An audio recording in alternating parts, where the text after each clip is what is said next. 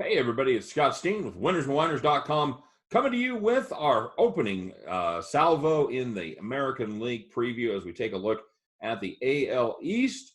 And I have brought in a couple of real Long Island guys here today. Of course, one of them is my usual and regular co-host. He is the one, the only. He is Scott Reichel. Scott, how are you today, sir?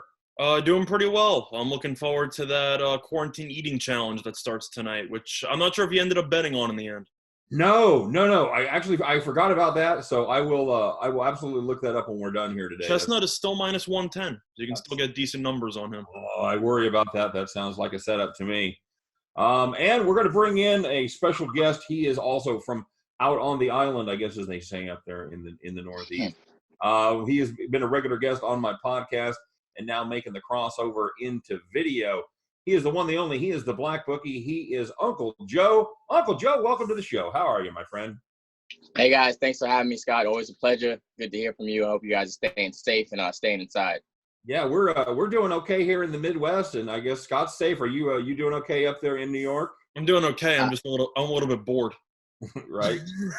And Joe, you keeping busy? I'm keeping busy as much as I can. I got a little one too in the house too, so it keeps me pretty occupied. But you know, it's truly something out of a movie when you see what's going on out here. You know, we're just trying to do our best to ride this storm and hope for better days, and we get sports back soon. You know, I just read that. I guess they're having a big problem with locusts in certain parts of Africa. So yeah, this really could be the end of times, guys. You're telling me that locusts are coming back in the middle of Passover? I'm just saying. I'm just throwing that out there. You know, that's a coincidence right there. We've got the plague. We've got locusts. I'm not liking the way this direction is headed. I'm just, you know, as a handicapper, I still say, you know, we're still probably good, but, you know, I say the end times are about plus 220 right now. Yes. And Joe, are you betting on anything? Are you? I know you're a real good handicapper, and you've got a lot of satisfied clients. Are you putting out any Taiwanese basketball or Belarusian soccer, any table tennis, chess, anything like that? Have you branched out, or have you pretty much shut it down for a while? Yeah, I mean, I've still been dabbling myself personally just to keep myself busy. Right. No table tennis, no Taiwan baseball. I've dabbled with soccer, and I hate to say it, I'm a little bit of a degenerate. I've gotten to the Sims lately, the Sim sports. But the reason with the Sim sports is it's such a great time killer. I mean, it's, you know, it kills a quick 2 hours. So that's really why I have messed with it. But nothing for the clients. I'm not giving out table tennis in Taiwan, you know, baseball. I haven't done that to the people, but I've still dabbled myself just to keep myself entertained. Well, if it makes you feel any better, I have learned that you're only a degenerate if you lose money. That's right. If you make money on simulations, then you're profitable. So that's all that matters. That's all that matters. It's always the difference between a professional gambler and a degenerate gambler is your bottom line. That's absolutely true. Well, guys, speaking of degenerates, let's kick off here in the AL East. Now, yesterday, Joe, we talked about the NL West, and that is a division that one team should most likely dominate, and I think that's going to be the case here again with the New York Yankees. They're just loaded from top to bottom, and as if the baseball universe didn't hate the rest of us enough, they've actually now had time to have Stanton and Judge and probably Hicks all get well, so they're going to be active to start the season most likely, where they would have probably had to sit out most of the end of March there and probably a lot of April. So, Joe, these Yankees went 103-59 last year. They've got them pegged to win the over-under total. Of course, this is all pre-virus coming out of Caesars was 101. At DraftKings, they've got their win percentage to 61.5. Joe, is there any reason not to load up on the Yankees this season? I'm going to step out on the limit and say there might be a reason not to. I mean, we still talk about the injuries. We have to, you know, still Paxton is going to be injured. You still have Severino that's going to miss the season. You know, unfortunately, with this going on, Judge is going to get healthy and, you know, he'll be able to get back sooner than later. I know they got Garrett Cole, and now you have a true workhorse, an absolute number one guy. That's a guy that's going to take the mound every 5 days, and you feel confident you can win every time he picks up the ball. But after the rotation, it does get a little shaky. I mean, you have Tanaka, and I've said this on my podcast a few times. You know, he's definitely a big game pitcher. He knows how to win in the playoffs. But during the regular season, he's going to take his bumps and bruises. He's not lights out anymore. He's getting up there in age.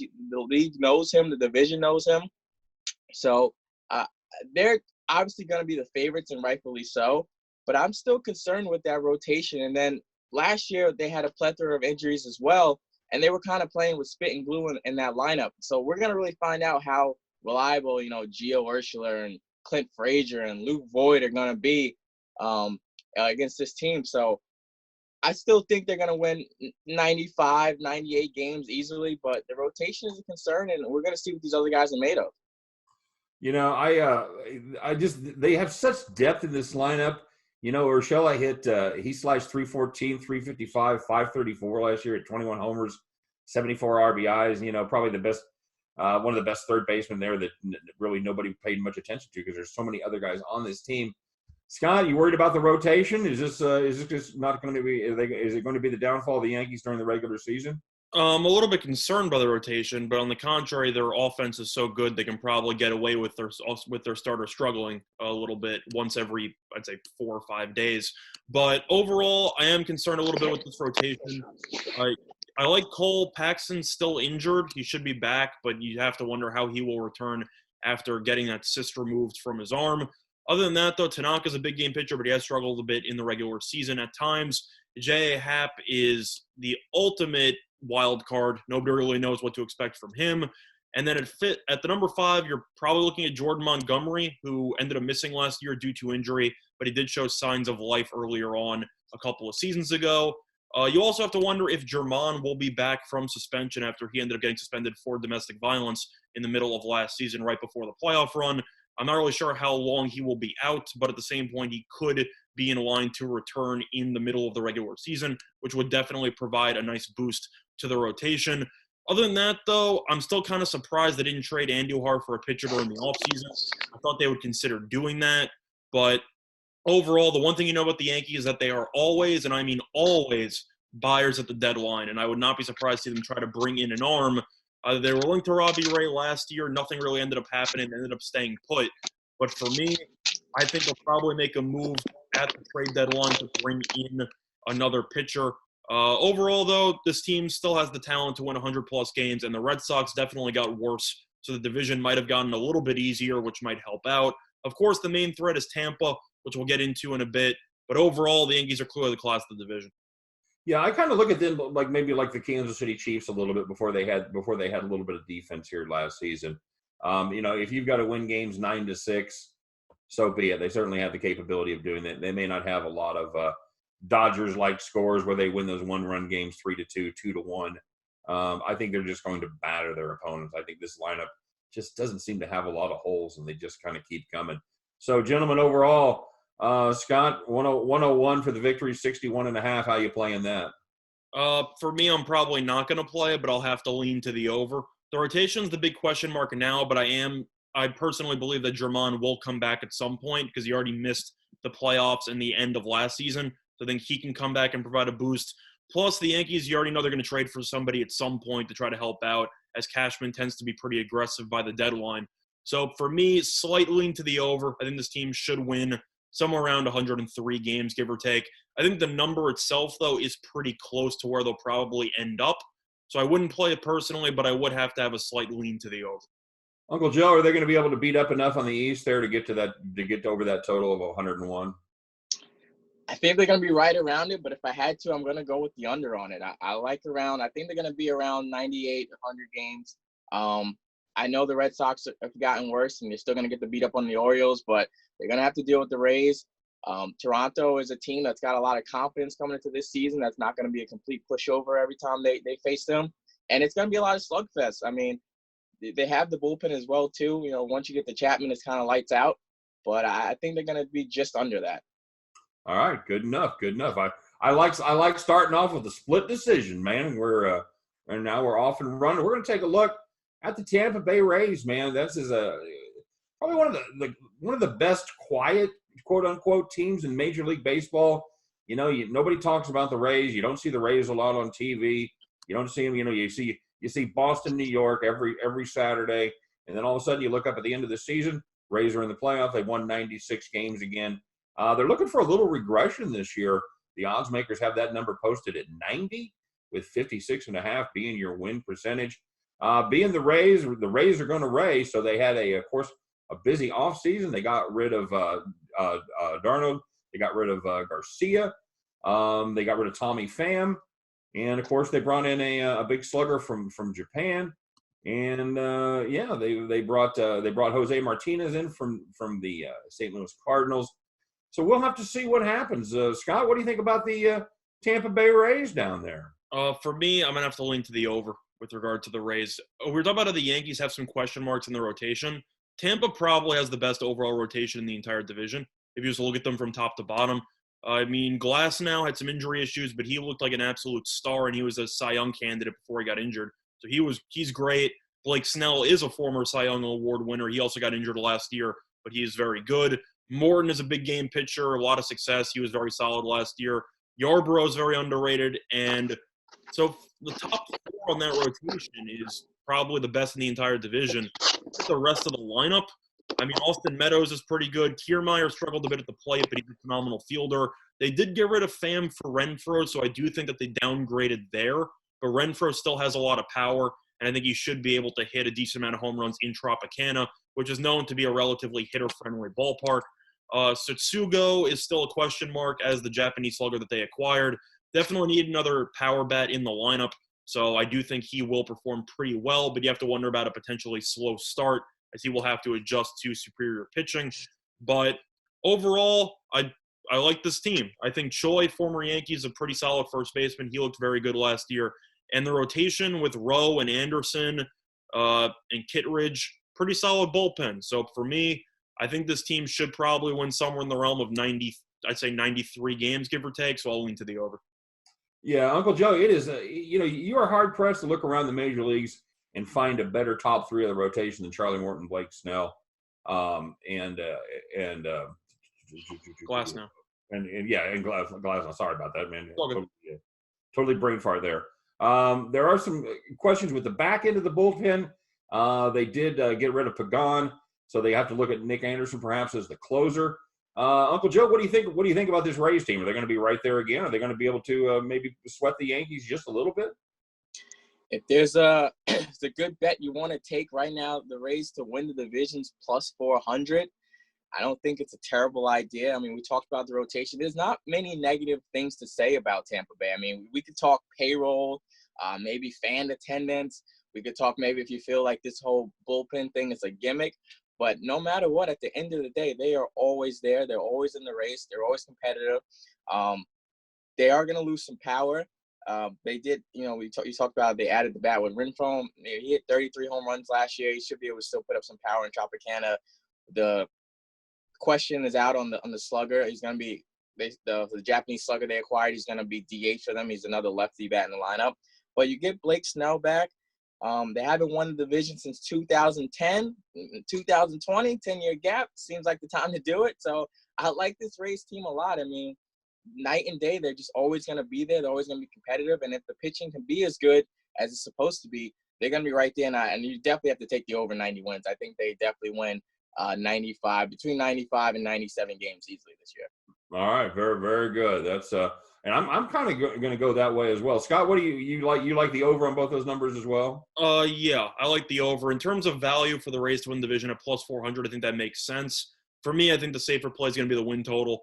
Because the thing about Tampa, which I mentioned about the Yankees, which doesn't apply to Tampa, is the fact that since payroll has always been an issue with this team, you have to wonder if they will actually be buyers at the deadline for some reinforcements if they need it. And the Yankees, they'll spend money if they need to. They don't really care. I know they've tried to cut back lately, but the Yankees still are willing to make moves if they need to. Tampa Bay tends to be a little bit more on the conservative side, just based on salaries. So if they do have a glaring hole, they might try to put a cheap bandage together instead of actually trying to shell out some cash in order to fix the issue. It's the issue of the nature of baseball itself, so I'm a little bit concerned from that perspective on them doing enough in the middle of the season to get some reinforcements to win the division for a final push. But I mean, I love the over. I think with the Red Sox getting worse, this team should clearly come in second in the division. So for me, I like the over. All right, very good. That's and yeah, I'm kind of with Uncle Joe. I think a 4-1 sprinkle as on the Rays to win the division. I don't think that's the worst bet in the world. Maybe the Yankees can't do it every year, although we really haven't seen much proof of that. But I'm forever an optimist as a as somebody here in flyover country, we were of course born and bred to hate the Yankees. So yeah, I'm all about the Rays, and those wins. I think they're going to come.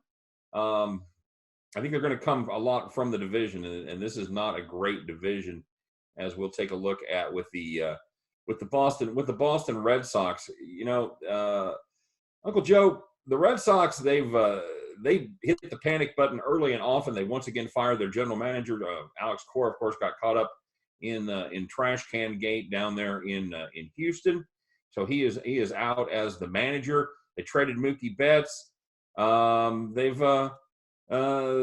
signed they've got Alex Verdugo back, but he's got back problems from the Dodgers, so there's kind of a question about how he's going to start the season.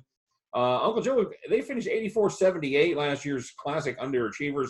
Odds makers have pegged them at 89 for the season, a 5-game improvement after trading Mookie Betts. 52% is the number from DraftKings. Scott, you see any? Uncle Joe, do you see any hope for the Red Sox here? Hammer that under. Hammer that under. I don't want to be too disrespectful because, the Red Sox are still one of those organizations that do seem to figure it out. But I never thought I would see really, hitting the panic button like that and really shedding payroll. It's just, not something they've normally done in their time. I mean, you still have Bogarts, you still have Benintendi, you still have JD, but that rotation is absolutely disgusting. And, with Chris Sale coming off, he's going to have the Tommy John surgery, so he's not going to be there anytime soon. He's said to himself that he feels like he's been chasing a ghost for the last 7 months. I don't know if it's the same ghost Sam Darnold was seeing, but I'm hammering that under because I don't see this team winning more than around 70 ball games. Yeah, I mentioned getting rid of Mookie Betts. Of course, they also traded David Price. Now, David Price kind of underachieved last season, but they got rid of him. Chris Sale has finally made the critics look like they were smart, as they said. He couldn't sustain that kind of motion and not have arm problems. Right. He kept going year after year. He finally had arm problems. So 70 games, man. That is stepping out, my friend. That is a bold prediction. Scott, what do you think here? You Red Sox 89, 70, somewhere in the middle? Well, I want to set the record straight. Just because Uncle Joe and I are Yankees fans is not why we're taking the under. It's because this team just isn't very good. That's how I would phrase it. Chris Sale, even though he won the ring and he was great for a little while with Boston, I think we can agree that that massive contract that he signed pretty much ruined the franchise in the immediate future because it forced them to trade Mookie Betts. I think that I'm just going to call a spade a spade. That's exactly what happened. And because of that, I have to like the under. We already touched upon it. The rotation's a disaster. There's no other way around it. I know Eduardo Rodriguez had a very good year last year. Is he really a number one? No. He's probably a number 2 or a number 3 on most rosters. Look at the rest of the rotation. You got Eovaldi, who used to be a closer, had serious arm issues in the past. I don't know if he's actually ready to pitch 6+ innings a game. I don't see that happening. You have Martin Perez, who was okay with the Rangers, tends to have a decently high ERA, and now he has to go to Fenway. I don't think that's going to go well with the Green Monster. And you look at the bullpen. Who's your closer? You got Brandon Workman. You got Matt Barnes, Keith Hembry in the bullpen. I don't really like any part of this pitching staff. It's just the way it is. Now, the only thing that you can say about the offense is maybe they can try to do something similar to what the Rockies did a couple years ago, maybe what the Yankees have done lately, which is pitching is kind of secondary. We're going to score 8 runs a game. Deal with it. Do I think that's going to happen? No. But I think if they're going to win games, they're going to need their offense to be top 5 in almost every category. That's how I see it happening. And I think if the Red Sox are going to do that, they will probably need to call up their top prospect, Jeter Downs, at some point if they're going to need an extra spark in the lineup. I still find that hilarious that the Red Sox number 1 prospect is named after Derek Jeter. I find that very funny, but that is still, that's a separate note.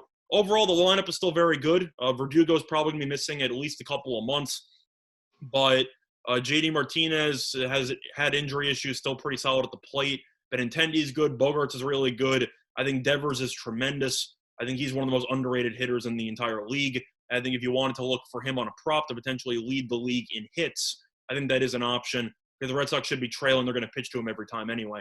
But for me, I have to lean to the under. I feel like this number is so high based solely on reputation. This team pretty much announced when they traded Betts that they pretty much closed their championship window. That's basically what they did when they trade a former MVP. For me, I think they're going to be preparing for the future. They're already shelling some cap. They'll probably make some big free agency signings after they get rid of J.D. Martinez and they clear some more cap.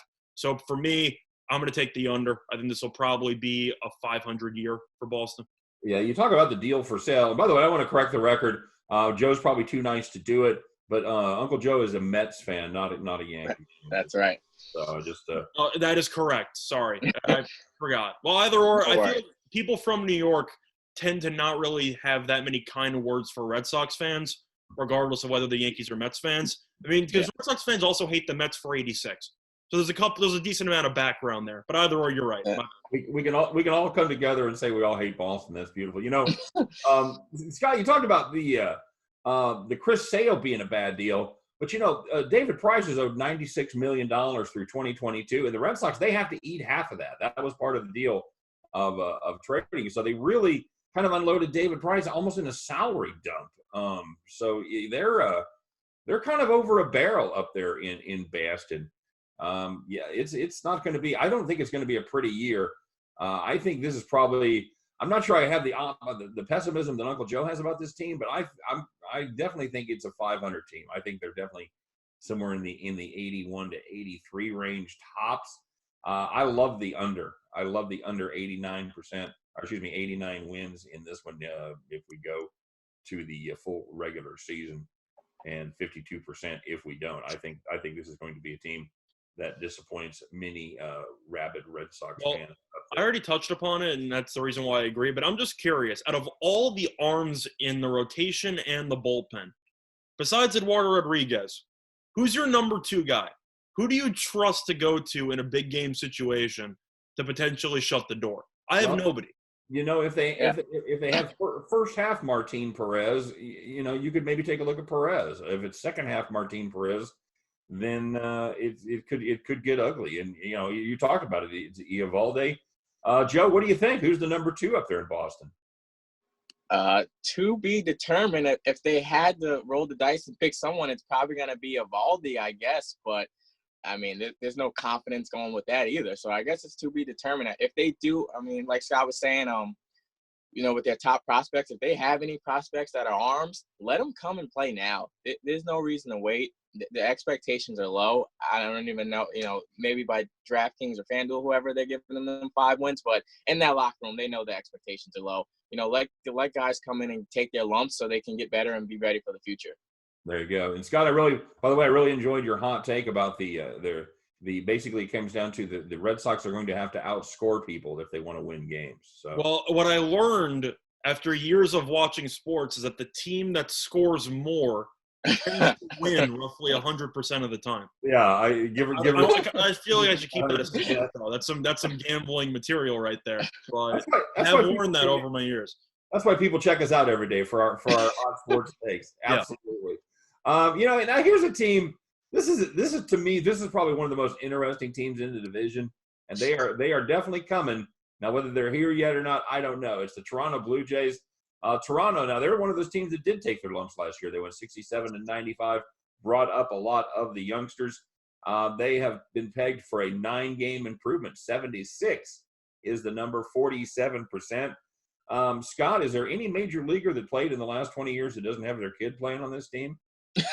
I don't think so. I'll tell you what, if they don't, then they're probably not that good. That's how I'll phrase it. Because apparently the kids of the Hall of Famers are the best players on the team. At least they have the brightest upside. Now, the one thing about Toronto that I do give them props for is that I do enjoy the addition of Ryu, and that should help out with the rotation, because that was definitely a glaring concern from last year. Do I like the bullpen? No, not at all. I know Ken Giles had some decent years with Houston. I still don't trust him to close games. Is he a below-average closer? No. I'd say he's probably average, slightly above average, so I guess it's not that big of a deal. But the main issue I have is the rest of the bullpen. To get from roughly the 6th inning to the 9th inning is going to be tough. They really don't have many great bullpen arms. Offensively, they should be decent. Bichette's very good. Guerrero Jr. is very good. He underachieved a little bit, but he still has a ton of potential, and he's probably going to be a multi-time All-Star by the time his career is over. Other than that, Gurriel Jr. is pretty good. Biggio's good. This team's young. They're a little bit inexperienced. I think that this team could potentially surprise some people if the pitching can get it under control. I'm a little bit skeptical of that. I don't really have any interest in betting the number because I do think that Toronto is kind of flipping a coin because it depends on the development of the youth in the prospects on the actual active roster. So for me, I like the addition of Ryu. I think this team should be, I'd say, slightly below 500 by the end of the year. But for me, I think it really depends on how the younger players progress. And I'm not really into the guessing game. So for me, I'm going to pass. Okay. Joe, they did bring in Hyun-Jin Ryu.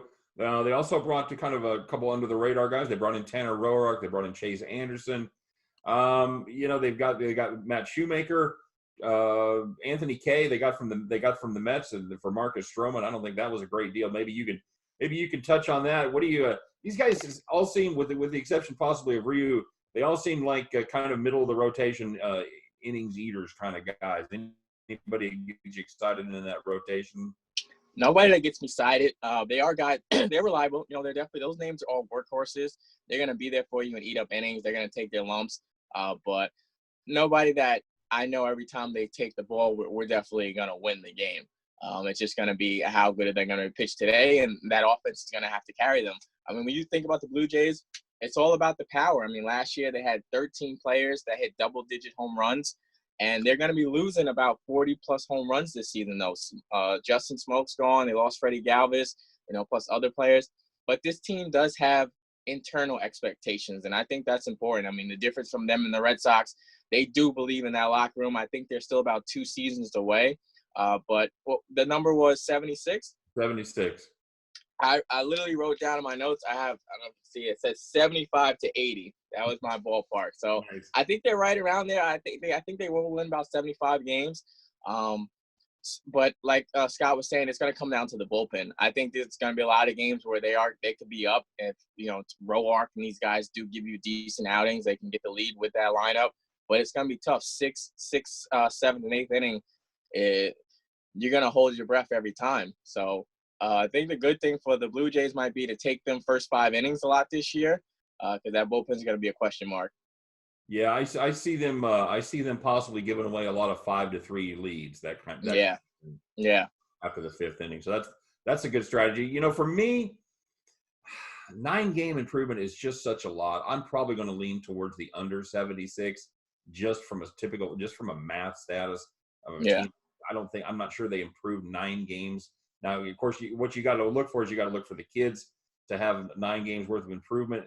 But you've got to remember this is going to be the second season for a lot of them. The league's going to start to have a book on them.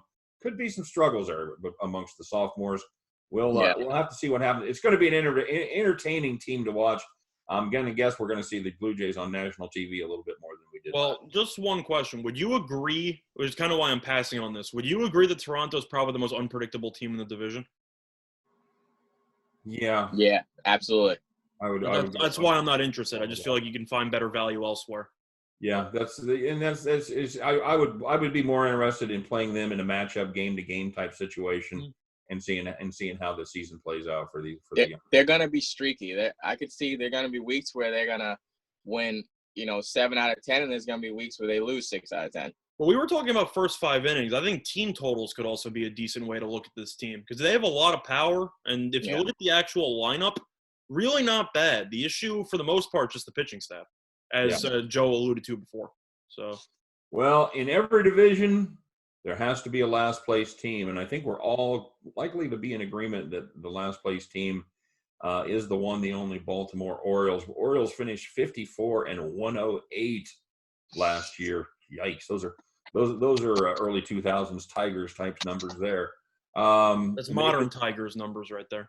They've been last year numbers. Oh, we get to talk about the AL Central tomorrow, by the way. What a thrill that'll be for me as a Royals fan. This is certainly, I believe I'll just be handicapping the Chiefs once again.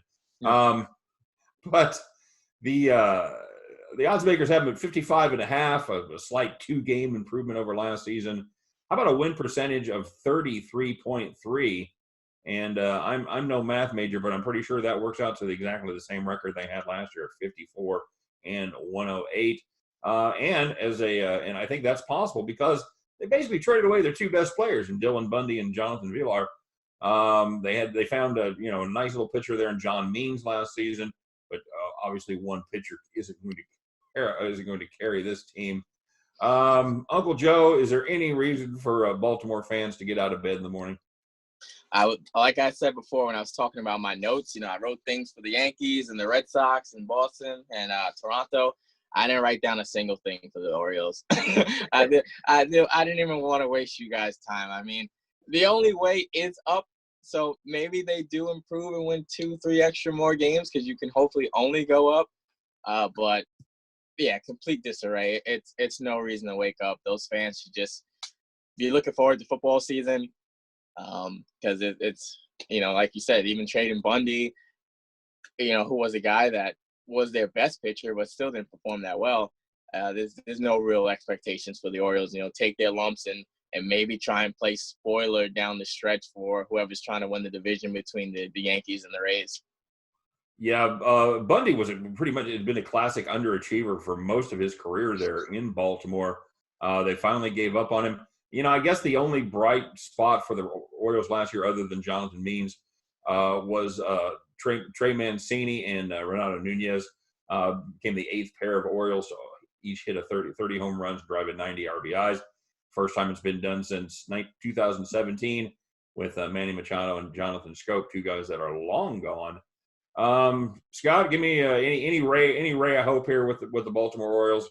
Well, just to put it delicately on how bad the Orioles have been recently, Alex Cobb, their number 2 starter in his career with the Orioles, is 5-17.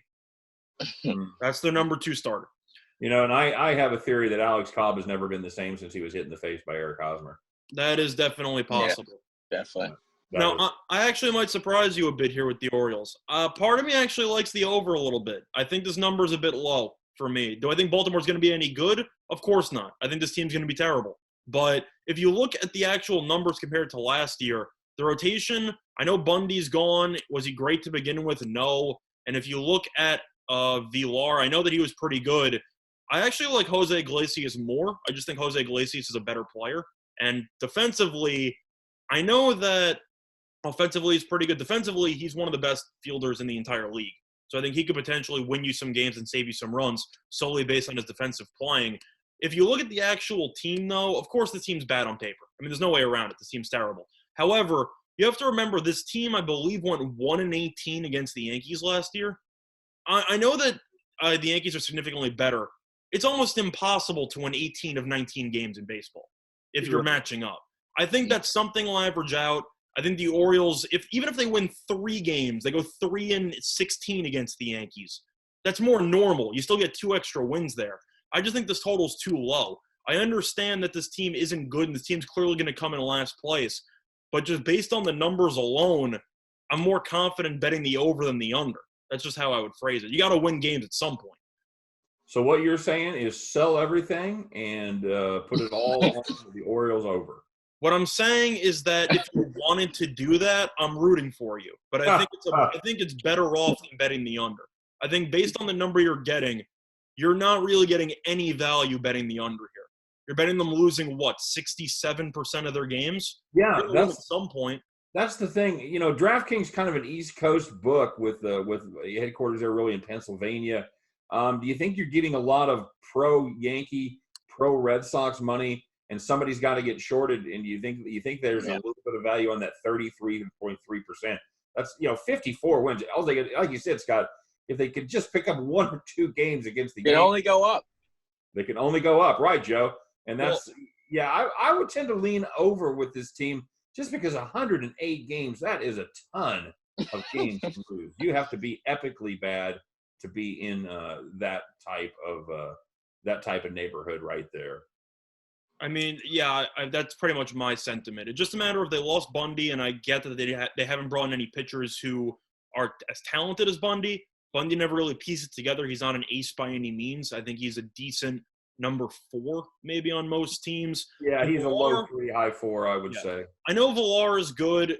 I still think Iglesias is an upgrade, so I actually think that the acquisition of him is definitely underrated.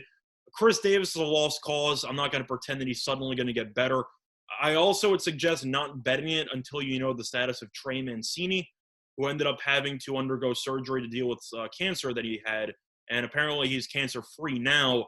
However, you still have to wonder if he will be able to make it back, and Mancini is, in my opinion, the best hitter on the entire team. So if he's unable to go, I would probably lay off.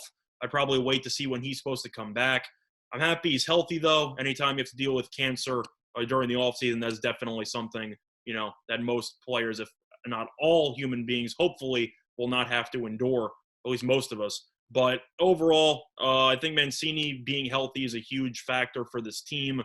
But they have some young guys who they called up last year. Austin Hayes is supposed to be a pretty solid outfielder. Nunez is decent. Santander is decent as a hitter.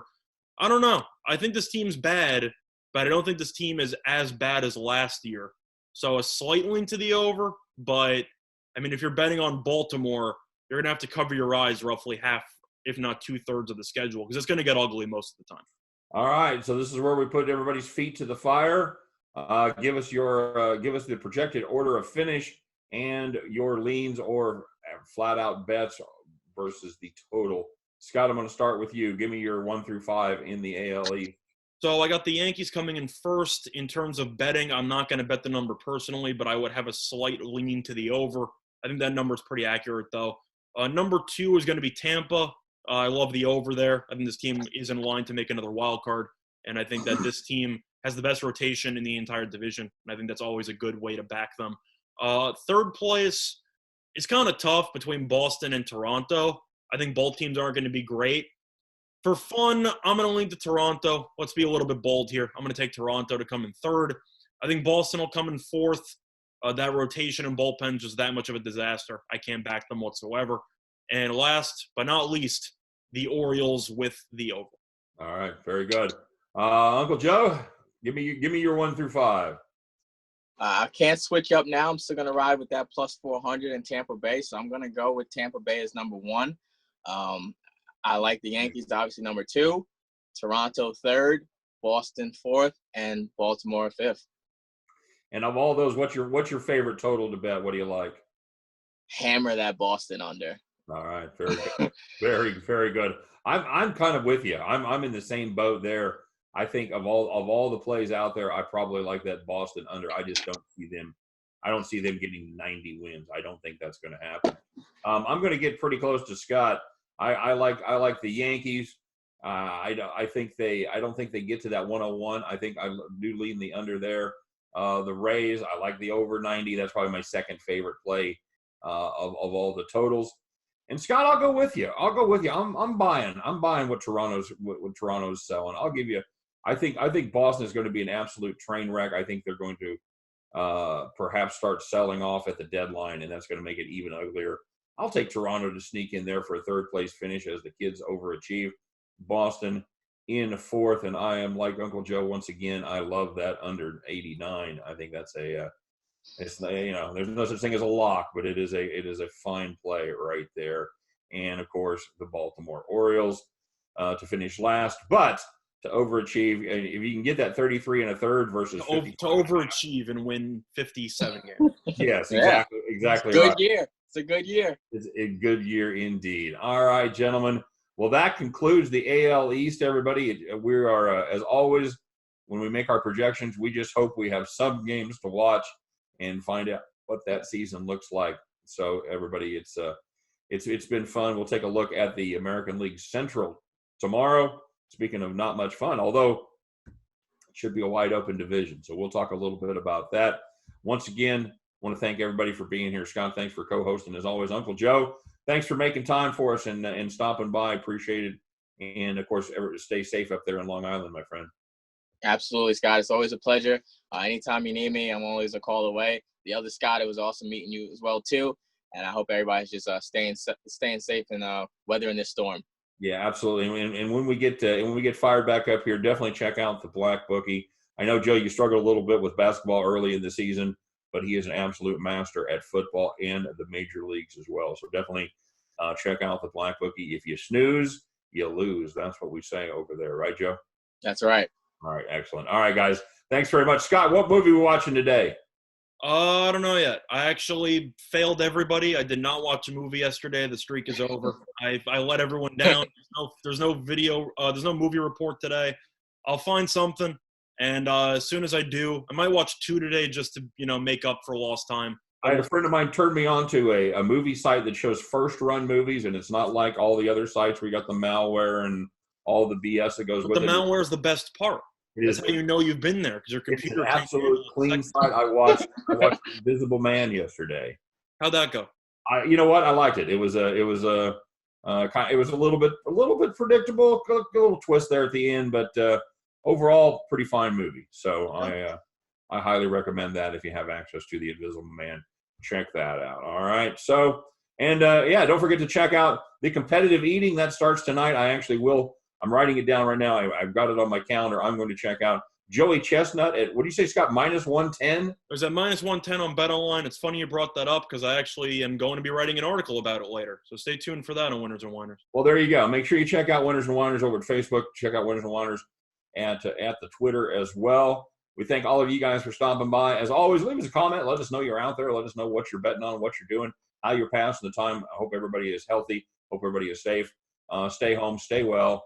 And we will see you guys tomorrow for the American League Central. All right? Everybody take care. Have a great day.